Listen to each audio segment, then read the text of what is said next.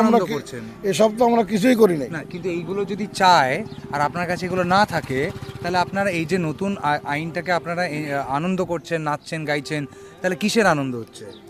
এটা তো আমাদের আরাধ্য দেবতা হচ্ছে হরিগুরুচাঁদ ঠাকুর, হুম। গুরুচাঁদ সত্যভামা, তার উত্তরস্বরী শান্তনু ঠাকুর। আমরা না দিদি চিনি না মোদি চিনি, আমরা চিনি শান্তনু ঠাকুর। শান্তনু ঠাকুর যদি বলে এই নদীতে ঝাঁপ দাও, আমরা সেই নদীতে ঝাঁপ দেবো।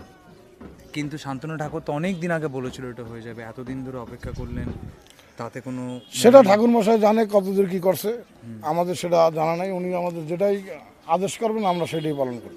আচ্ছা, তো যদি কোনোদিন শান্তনু ঠাকুর আপনাকে বলে যে এই সিএ বিশ্বাস করবার দরকার নেই, তাহলে আপনার সিএ কে বিশ্বাস করবেন না? আবার আমরা আন্দোলনে যাব। যদি উনি বলেন যে আপনারা নাগরিক, আপনাদের আর সিএ এর প্রয়োজন নেই, তাহলে আপনারা সিএ প্রয়োজন করবেন না? না, আমাদের আর দরকার নেই। উনি যেটা বলবে সেটা ফাইনাল।